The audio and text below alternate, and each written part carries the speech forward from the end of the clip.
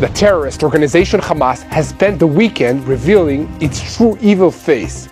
As part of the 7th exchange phase, 6 hostages returned home. Elia Cohen, Omer Vankert, Tal Shoam, Omer Shem Tov, Avera Mengistu, and Hisham El Sayed. As a bizarre form of teasing, which also gave a sign of life, Hamas brought Evyatar David and Guy Gilboa to the release point just to watch the ceremony. In any case, 6 more Israeli hostages have now been returned to their loved ones, including 2 who had been there in the Gaza Strip for over a decade. But this isn't the only news from the weekend. On Friday, after the return of the remains of the Bibas family, 2 children and their mother, it was revealed that Ariel and Kfir Bibas were brutally murdered in captivity by Hamas, and even worse, the additional body returned was not their mother, Shiri. The IDF spokesperson unit declared that this is a severe violation of the agreement, adding that we demand that Hamas return Shiri and all of our hostages. A day after Hamas's despicable stunt, Shiri Bibas' body was returned to Israel and identified. World leaders reacted with shock and disgust to the murder of the Bibas children by Hamas, and United States President Donald Trump and his national security advisor Michael Waltz and German ambassador to Israel Stefan Seibert joined calls to bring an end to Hamas rule. Despite Hamas's breach of the agreement, failing to return Shiri Bibas along with her children's bodies, Israel is not expected to cancel the ceasefire agreement. However, the Prime Minister's office announced on Saturday evening that the next release of 620 terrorist prisoners will be delayed until Israel receives assurances that the next round of hostage releases won't include humiliating ceremonies. Now, Hamas has a difficult decision to make, whether to release all the remaining hostages at once to try and get an end to the war and release of a large amount of security prisoners from Israel, along with other concessions that they want. We can see a few possible scenarios as this first phase of the ceasefire deal comes to an end. We might see the continuation of what we've seen so far, a limited, gradual release of hostages along with continued negotiations for a permanent ceasefire, or we could see the resumption of this war and the fighting in Gaza. Washington holds the key to all of this, but its messaging remains contradictory. Speaking of messaging, Hamas is boasting of a significant achievement in the hostage release phase, claiming it has forced Israel to bend, crossing its own red lines. Hamas is also demanding a long-term ceasefire, a total IDF withdrawal from the Gaza Strip, and Palestinian prisoner releases in exchange for the full release of all hostages in Phase B. Switching to Israel's northern arena, Beirut is preparing for the funerals of Hezbollah's late leadership, Hassan Nasrallah, and his successor, Hashem Safi al-Din. About 400,000 people are expected to attend the funeral, and about 20,000 Hezbollah operatives, almost the entire organization, have been deployed in the city to manage the crowds. Hundreds of giant screens have also been set up all over the city to show the ceremony from the Camel Kamoun Sports City Stadium. And meanwhile, the IDF is confirming that Hezbollah's weapon smuggling routes on the Syrian-Lebanon border have been attacked. Getting back into Israel's domestic arena, on Thursday night, a multi-front terror attack attempt was carried out by Palestinian terrorist groups. Explosives were planted on 4 buses, 3 of which were detonated on empty buses, causing no casualties, and a 4th explosive was found on another bus and was defused before detonation. The Shin Bet launched a manhunt for the terrorists, treating the attack as a successful terror operation, and 3 IDF battalions were deployed to Judea and Samaria after Hamas's Tulkarem branch claimed responsibility for the attempted attack. According to intelligence assessments, Iran is behind this attempted attack. They are trying to hit us without using missiles or drones, since their previous attacks using these weapons failed. Iran is directing terror activities against Israel, funding armed groups and using simple yet effective methods while exploiting security loopholes. And of course, TBN Israel's senior Middle East analyst Mati Shoshani will take us inside what's happening in our region, giving us a closer look at the United States administration's response to the appalling spectacle that accompanied the release of the Israeli hostages in recent days.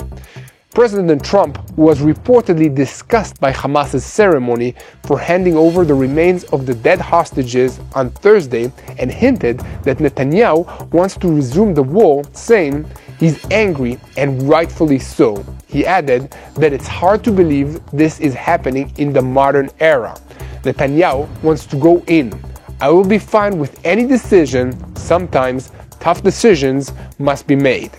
Altogether, it's been a painful, heartbreaking, yet still hopeful weekend for Israeli citizens. So let's dive into the details.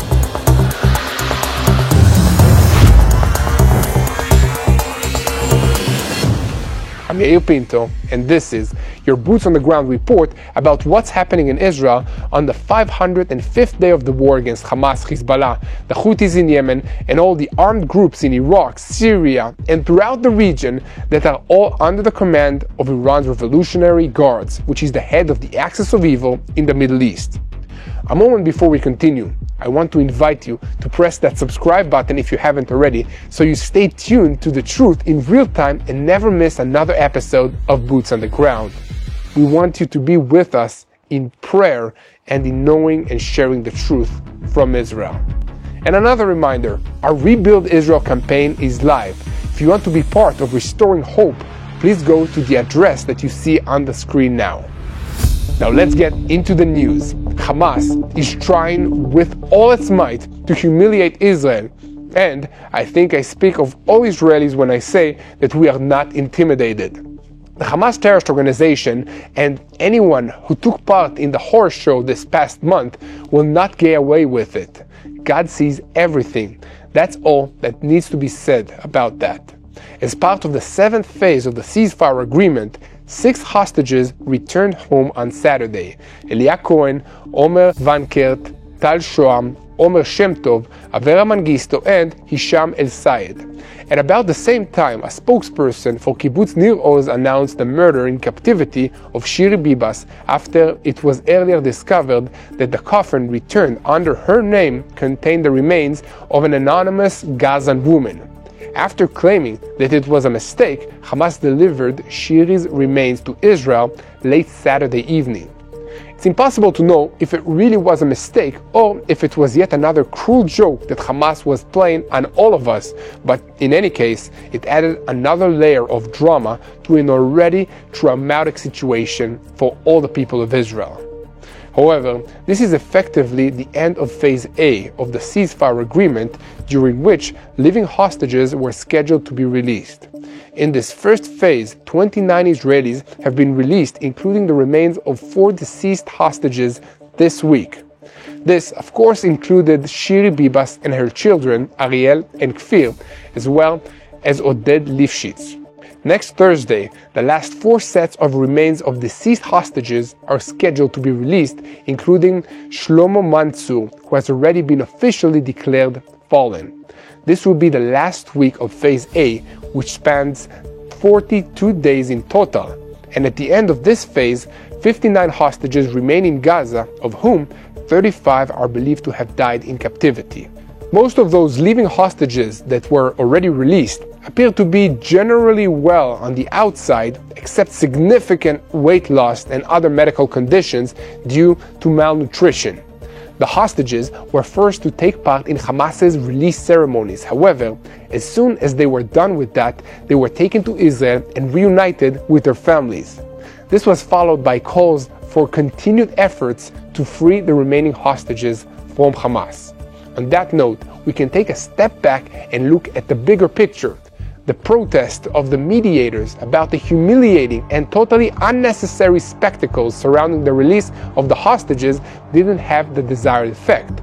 In the most recent release on Saturday, there was once again a brutal and cynical show of freeing the 6 hostages in freezing cold and under rain. Hamas erected stages in 2 locations in anticipation of the ceremonies, and large crowds gathered to watch, and this is including children. Unlike previous releases, Hamas allowed all Palestinian factions to participate in the ceremony in Nusirat. In Arab media portals, it was noted that the move was made against the backdrop of US President Donald Trump's transfer plan and to demonstrate unity against the displacement. Unusually, armed men from the Fatah movement also came to the scene despite their long-standing conflict with Hamas. These are two Palestinian factions that are fighting each other for many years. In Israel, officials have already protested several times to the mediators about the cynical ceremonies that Hamas holds during the release of living hostages. The latest intensifying protest was convened after the release of the fallen hostage Oded Lifshitz, Ariel and Kfir Bibas, and the person that the terrorist organization claimed was Shiri Bibas. After forensic identification procedures in Israel, it turned out that the remains were those of an unknown woman. Later, Hamas said it had been a mistake and they transferred the remains of Shiri to Israel, where forensic identification was done and confirmed that it was her that time. All of this added another layer of drama to the bizarre and also cruel ceremony that accompanied the transfer of the remains to the Red Cross last Thursday. This display drew condemnation from around the world, including Arab countries and Muslim authorities in the United Arab Emirates and Saudi Arabia, who said that Hamas had brought shame to Islam. United Nations High Commissioner for Human Rights Volker Turk also issued a statement harshly criticizing the sickening ceremony, calling it repugnant and cruel. He said, under international law, any transfer of remains must comply with the prohibition on cruel, inhumane, or degrading treatment. It must ensure the dignity of the deceased and the dignity of their families. However, even the disgust and anguish that this caused in Israel couldn't cancel out the excitement and joy that we felt on Saturday as 6 hostages were returned to us. Let's break down how it all happened. Initially, Mengistu and Shoam were released first in Hamas's cynical ceremony near Rafah. Then, Vankert, Shem Tov, and Cohen had to undergo the humiliating ceremony in the Nusirat area. A few hours later, Hisham el-Sayed was handed over to the Red Cross in central Gaza without any ceremony or drama at all.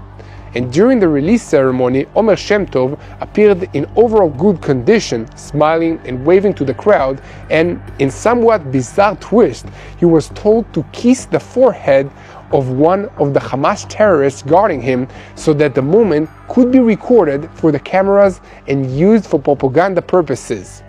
No doubt, there are many useful idiots around the world who will point to this as proof that the hostages hold no ill will towards their captors. But I hope that you are not fooled by this cruel and bizarre show of Hamas. Later, when he was reunited with his parents, Maliki and Shelly, at the initial reception point in Israel, Omer said, "You have no idea how many times I dreamed of you." His parents replied, "So did we." Eliyahu Cohen also appeared generally well, pale and significantly malnourished during the release ceremony. He wasn't told to kiss any one of his heavily armed captors like Omer Shem Tov was, but like many released hostages before him, he was told to wave cheerfully to the crowd, and when he refused, a Hamas terrorist forcibly raised his hand. Tal Shoam, aged 40, was seen standing on his feet and speaking in a steady voice at the release ceremony. Omer Vankert was also freed from Hamas captivity that day, looking pale and having lost at least 30% of his body weight. These released hostages were coming home after having been kidnapped into the Gaza Strip on October 7, 2023, but there were 2 other hostages who are coming home after spending many years in Hamas captivity. After nearly 10 years, Avera Mengistu finally returned home on Saturday. For his family, friends, and the activists in the campaign for his release, this is a moment of triumph after years of uncertainty and endless public struggle. Lastly, Hisham el-Sayed, an Israeli Arab citizen of Israel from a Bedouin tribe in the Negev, suffers from mental illness and is believed to have accidentally wandered into the Gaza Strip in 2015, where he was captured by Hamas and held as a bargaining chip. On Saturday, he was handed over to the Red Cross in Gaza City without any drama or unnecessary ceremonies for public spectacles. Hamas said that this was done out of respect for the Palestinians in the area. Hisham's father, Shaban, said that he was shocked at his son's poor mental and physical condition. Hisham is shattered emotionally and cognitively, described his father. His mental state is bad. He's not communicating, and he seems like he's been in a torture camp for 10 years. We never imagined Hamas could be that cruel. But there is one more aspect of this story which demonstrates the cruelty and even insanity of Hamas. On Saturday, hostages Guy Gilboa Dalal and Evyatar David were brought to the ceremony for the release of Omer Vankert, Omer Shem Tov, and Elia Cohen, just to watch and be seen. On the other hand, this lets their families know that they're still alive, but on the other hand, it's another psychological trick to torture the hostages and their families, and by extension, all of the Israeli society. In the video that Hamas published, the two can be seen sitting in a car belonging to the terrorist organization, very close to the stage on which the three hostages stood right before the release. They were also filmed reciting lines that Hamas had dictated for them to say in front of the cameras, with Evyatar saying, "Please save us, please take us home. Please, I just want to go home, I'm begging, I am begging." Guy added, "Netanyahu, enough, you've finished us off. Netanyahu, get us home, please." In response to these spectacles by Hamas, the Prime Minister's office announced overnight between Saturday to Sunday that it has decided to delay the release of 620 terrorists who were supposed to be freed from Israeli prisons as part of the ceasefire deal. And according to the statement, the decision was made due to the repeated violations by Hamas, including ceremonies that degrade the honor of our hostages and the cynical use of hostages for propaganda purposes. Of the 620 prisoners set to be released, 71 were sentenced to life in prison and 60 others were serving lengthy sentences, while 97 prisoners were supposed to be deported outside the Palestinian territories, 5 to East Jerusalem, 37 others to Judea and Samaria, and 457 to the Gaza Strip. Here at TBN Israel, we will continue to report on any developments regarding the release of the hostages, and we ask you to continue helping us spread the truth by sharing our videos on YouTube and following us on social media. This has always been important, but even more so after this last weekend. Now, we're not finished with this story just yet, because there are other details about the release of hostages' remains last Thursday that I need to tell you about. When the remains of Ariel and Shiri Bibas were returned to Israel in coffins by Hamas, they were examined by forensic scientists who determined that they had not been killed by an Israeli airstrike as Hamas had claimed. Rather, they have been strangled to death, and their bodies were mutilated with stones and other debris to make it look like they've been hit by shrapnel from an Israeli airstrike. And according to the forensic teams, they were probably murdered in the early days of this war before the initial hostage release in November 2023. IDF spokesman Rear Admiral Daniel Agari shared some details of his conversation with the father, Yair Bibas, after informing him of the worst, saying that Yair looked me in the eyes last night and asked that the whole world will know and be horrified at how they murdered his children. Killing children goes against every moral, ethnic, and religious standard. Even in Islam, these extremist killers committed a heinous crime, acting like ISIS. Yarden, the entire nation feels your pain. On Friday evening, more devastating news came after the remains of Shiri Bibas were examined. It was determined that she had also been murdered in captivity, also very shortly after being kidnapped.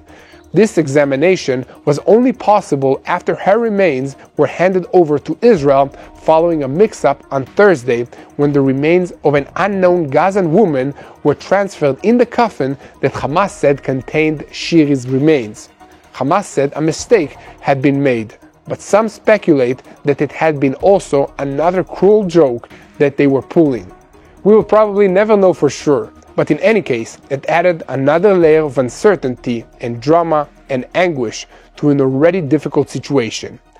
For what we can determine so far, Shiri and the children were kidnapped on October 7th in the third or perhaps fourth wave of what is called the Free Palestinians attack, during which Hamas encouraged Gazan residents to carry out kidnappings of Israelis and offered a reward of an apartment and $10,000 for each kidnapping.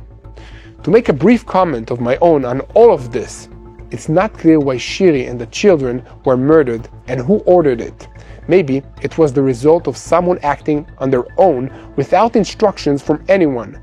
We know that they were kidnapped by Gazan civilians and not Hamas, and so maybe Hamas didn't have custody of them at the moment that they were murdered, and so they couldn't control what was happening to them. But Hamas still bears responsibility for this act of brutal murder because they are the ones who carried out the circumstances that made this possible. For decades, Israelis have been trying to tell the world about how Palestinian children are taught to hate Jews and Israelis from a very young age, and this culture of hatred and violence results in scenes like this one. All of this brainwashing and indoctrination is made to intimidate Israelis and drive us out of our homeland. From that perspective of Hamas, torture is a mere tactic to serve their strategy. Once again, I think I can speak for all Israelis when I say we are not intimidated by this tactic, merely discussed. We will not run away from our homeland because Hamas threatens to attack our civilians, our children, our women, and our elderly. On the contrary, this just makes us more determined to build our homeland stronger, and we will continue to be a blessing to the world instead of a curse as they are. On that note, with the completion on Saturday of the final phase of releasing live hostages in the first stage of the ceasefire agreement in the Gaza Strip, questions are mounting about the possibility of continuing to Phase B and whether a comprehensive solution for the Gaza Strip that meets Israel's conditions can be found. As you know, Israel faces many challenges, and during times like this, standing with the people of Israel is more important than ever. One of the most meaningful ways to help is by strengthening the economy of the Jewish state. When you purchase products that are made in Israel, you directly support small businesses, hard-working artisans, and families who rely on their crafts to make a living. The impact goes beyond individual businesses. A strong economy provides stability, creates jobs, and ensures that communities across the country can thrive despite adversity. Every purchase is a statement of solidarity, showing the people of Israel that they are not alone. Even if you're unable to visit us here in the land, you can still uplift Israeli creators from wherever you are. Arza delivers hand-picked, high-quality treasures from local artisans, delicious foods, unique crafts, and meaningful gifts, bringing the beauty and the spirit of Israel straight to your home. Whether for yourself or as a special gift, each box is a way to celebrate the rich culture and resilience of Israel while making a real difference in the lives of those who create it.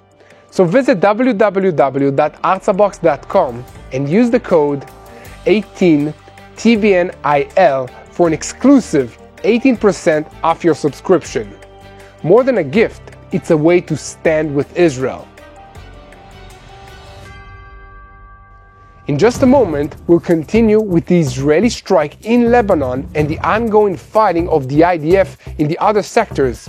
So stay with us for that, but first, we'll turn to TBN Israel's senior Middle East analyst Mati Shoshani, who will tell us all about how President Trump's statements are impacting the Middle East.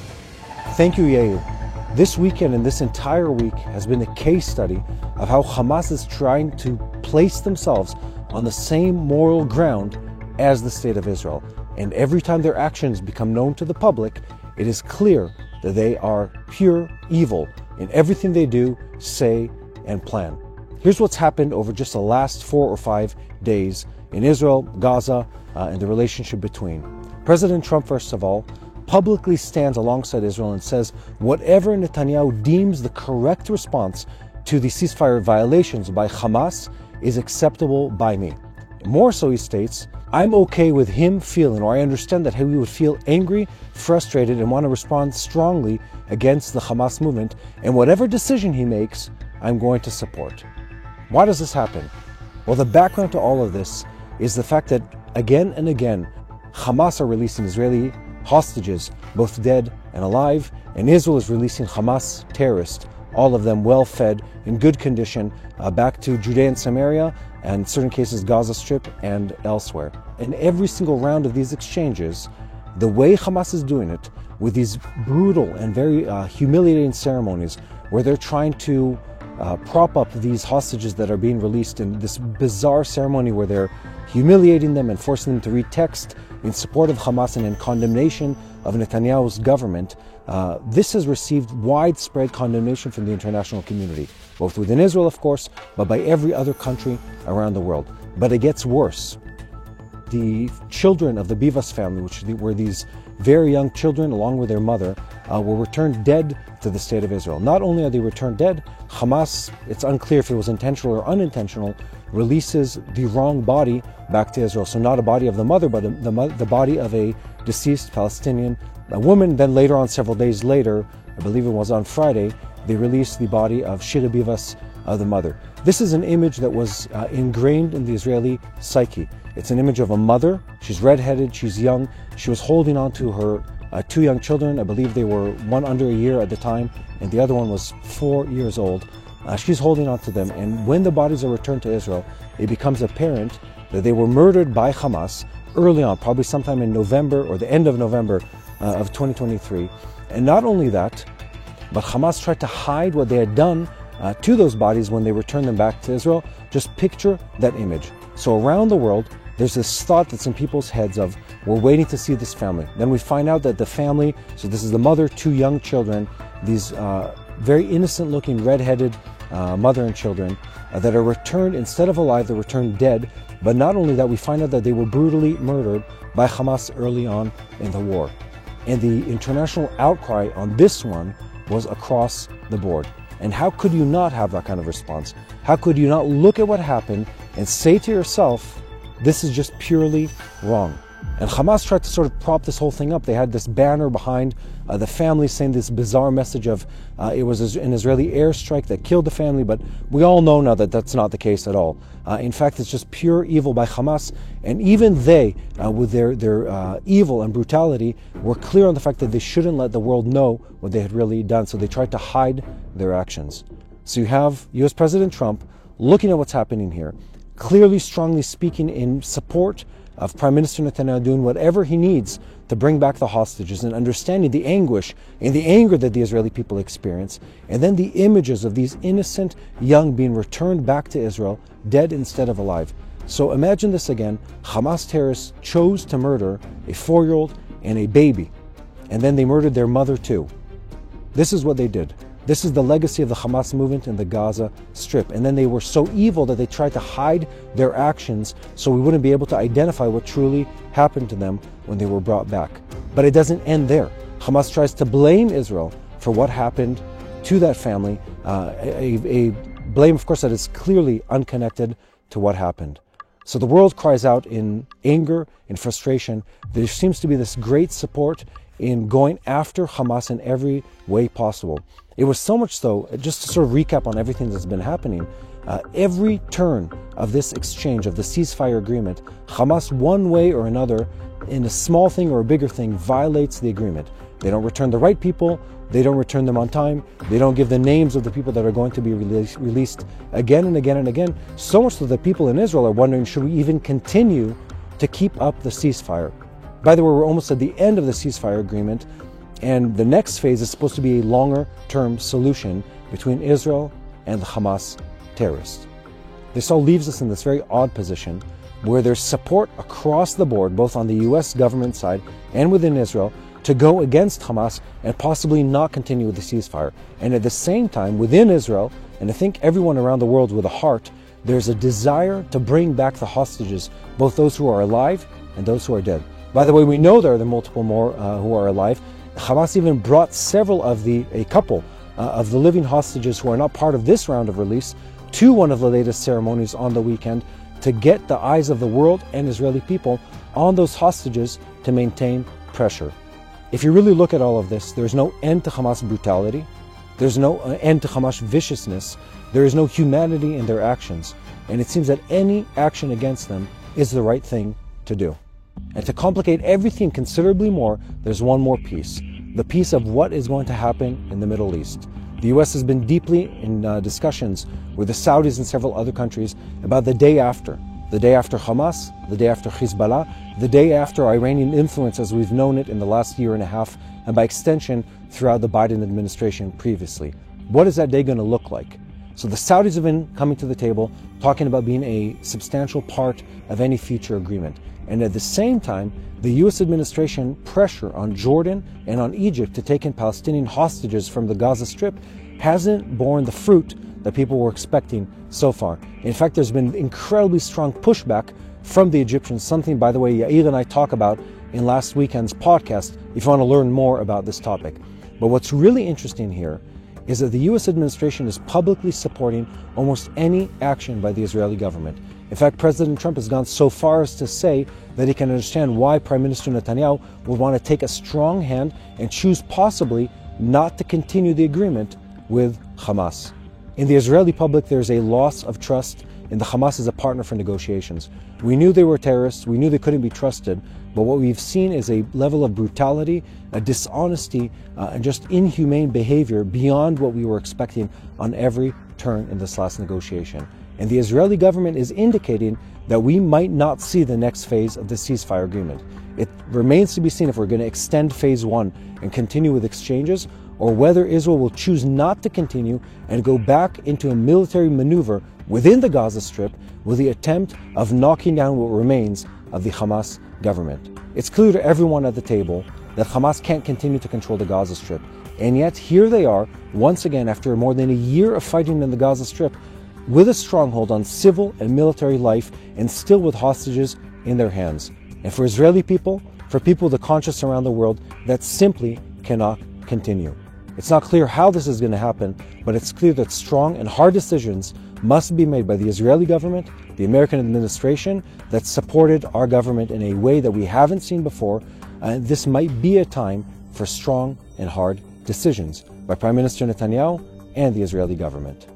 You might be able to notice that I'm once again in uniform, and as I am, many others in Israel are. And if people around the world have been asking themselves the question of whether the Israeli people are tired of fighting, tired of this war, then I'll tell you the answer is we're not.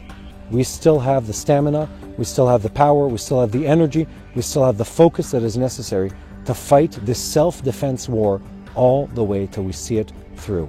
Israeli people are committed to bring back the hostages, and the Israeli army is more equipped, trained, and focused than ever before to see this war through. We're more committed than ever to bring down the Hamas evil regime within the Gaza Strip, to topple down Hezbollah, which we have already in Lebanon, and bring something better for the people over there, and to deal with the Iranian threat. There are interesting and hard days ahead of us, but we're strong, we're steadfast, and we are resolute in our determination to bring an end to the evil that surrounds our country.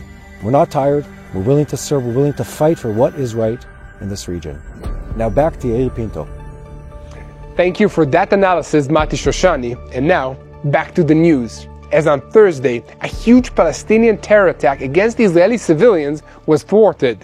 It was an attempt at a large and combined attack with 4 explosive devices that were planted in buses and meant to detonate at the height of rush hour traffic on Friday morning.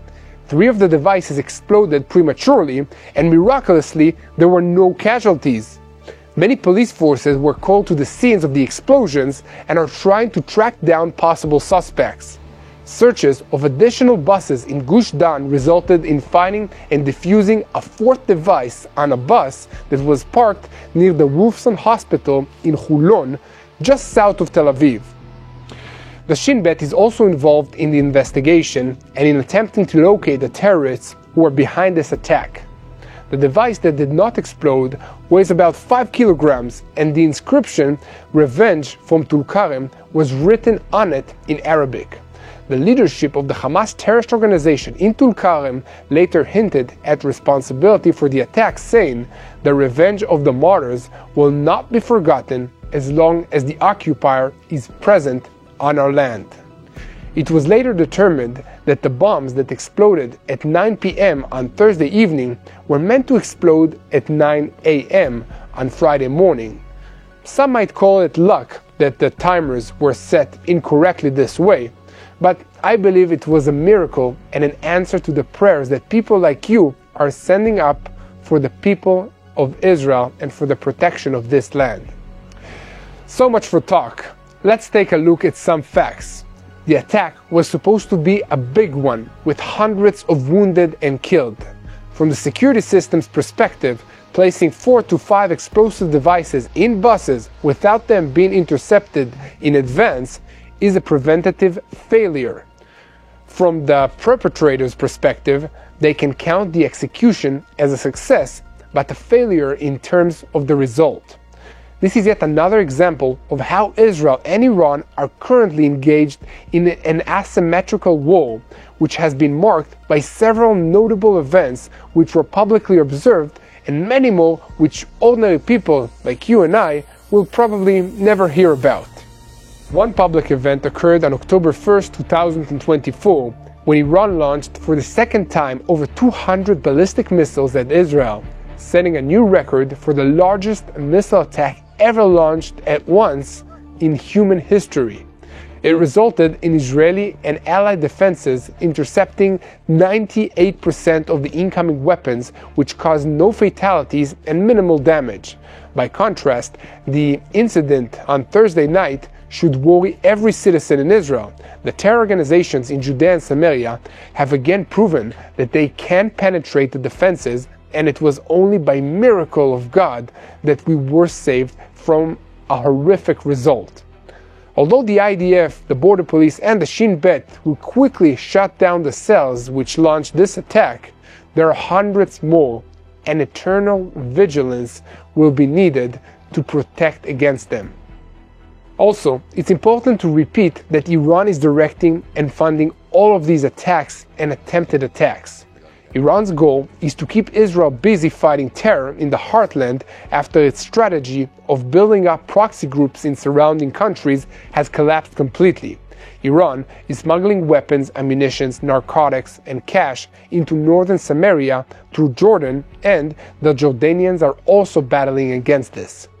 But a single attack by a terrorist using crude weapons in the heart of Tel Aviv can cause more damage than the hundreds of ballistic missiles and drones that Iran fired at Israel in 2 attacks last year. That's why, just hours after the unsuccessful bus attack on Thursday evening, the IDF deployed 3 fresh battalions to Judea and Samaria and has advised the general public to be on high alert. Here, at TBN Israel, we will report on every development in Judea and Samaria and the terrorist Palestinian organizations who are being directed by the Iranian Revolutionary Guards Corps to carry out attacks against Israel. As always, we ask you to help us by continuing to spread the truth, sharing our videos on YouTube, and following us on social media. And once again, we invite you to click on the subscribe button if you haven't already, so that you remain tuned to the truth.